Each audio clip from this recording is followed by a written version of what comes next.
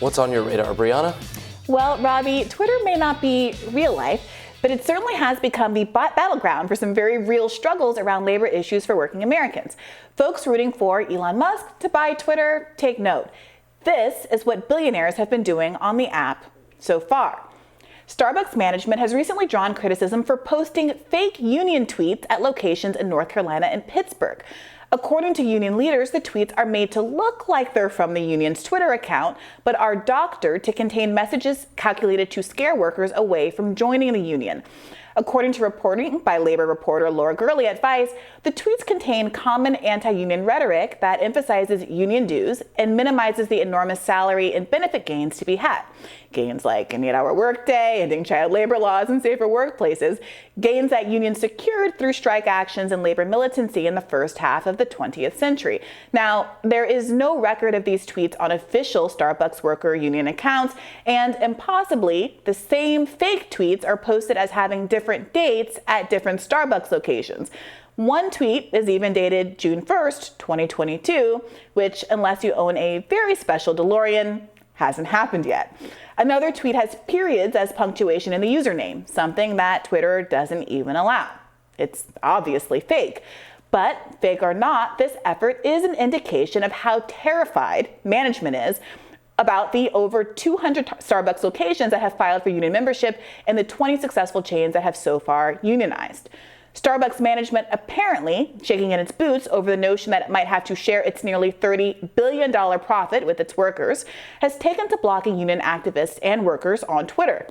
Now, this might not be traditional censorship, but those of us who have spent our 10,000 hours on Twitter know that being blocked by an account not only prevents you from seeing that person's tweets, it thwarts your ability to amplify those tweets in the context of mass criticism. Sure, you can open an incognito window and screen grab the tweet, but engagement around the original tweet in the form of retweets and comments, e.g. the dreaded ratio, is key to raising criticism and applying pressure. As Gurley reports, blocked Twitter accounts can't see or reply to tweets from the account that blocked them, meaning Starbucks is limiting pro-union messages from appearing in its replies, including from employees. Moreover, just consider the optics of your corporate boss sticking their digital thumbs in their ears as you articulate a labor grievance. In the parlance of the youth, it's just not a good look. Of course, more important is the authoritarian stance Starbucks CEO Howard Schultz has taken toward workers. In his first week back as CEO in April, he fired at least 4 union organizers. But management's behavior on social media could be a harbinger of even broader trends. The real Starbucks union account at SB Workers United tweeted a few days ago, "Starbucks and Amazon have lots in common. Both are run by billionaire CEOs who bully their workers, and both don't respect the right to organize."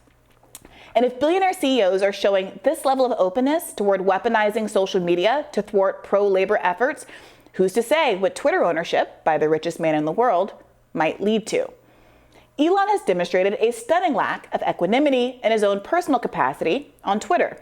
While Twitter etiquette generally dictates that the bigger your account, the more gracious you should be to smaller accounts, both to avoid pylons of relative innocence and to preserve your own sense of stature, Elon hasn't hesitated to abuse his power. As Newsweek's opinion editor, Batya Ungar-Sargon, pointed out yesterday in a segment on Rising, Musk once offered a 19-year-old college student $50,000 to take down his Twitter account that had been using public records to track Elon Musk's jet. Musk has also used Twitter to illegally threaten workers with the loss of stock options if they unionized. A court ordered Elon to delete this tweet. Heck, the man has even caught flack for stealing memes. Poor form, my dude. Poor form. This is all to say that we should keep a close eye on the way social media is increasingly weaponized by the richest and most powerful among us. During the 2020 primary, billionaire candidate Michael Bloomberg tweeted fictional quotes attributed to Bernie Sanders, which praised Kim Jong-un, Bashar al-Assad, and Vladimir Putin with the hashtag Bernie on despots.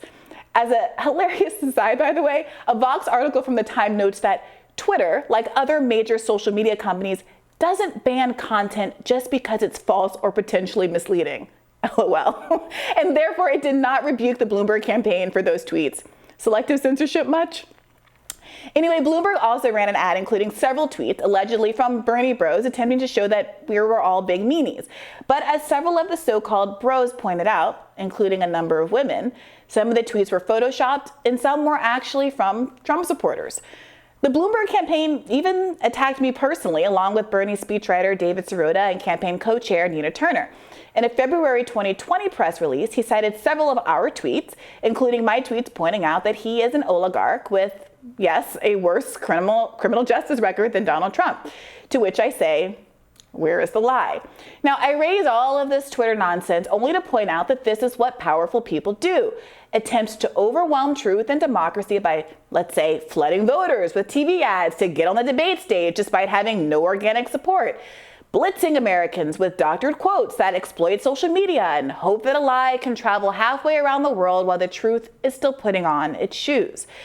That's why we have to have serious conversations about how to make social media free and fair for everyone. Not just hope against the odds that the new megalomaniac billionaire owner will be more benevolent than the last one. Evidence suggests he won't be. That doesn't mean you're not right to want better than what we've got, but the solution won't come as easy as Musk.net.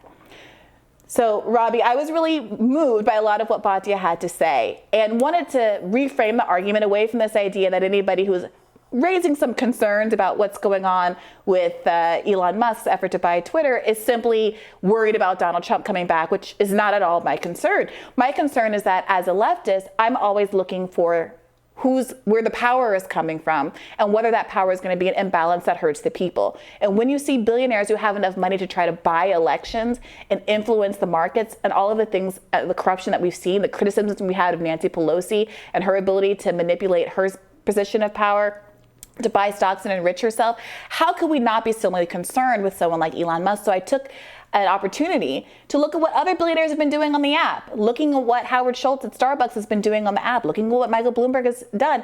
And I think there's a case to be made that there's not a lot of evidence that Elon Musk is going to be a better actor. What do you think? Sorry about my voice, which I'm losing as we're doing this segment, but I think you're right to point out that Musk is not the magic solution to this problem that so many conservatives are making him out to be right now.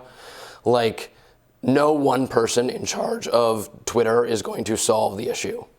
Yeah, and it's hard, right? Because there's people who are advocating for certain Section 230 reforms, but some of them would really benefit, as we've talked about on the show before, platforms that are big enough to hire folks to do the kind of moderation that would be required if they were culpable for all of the content that got published on the site, right?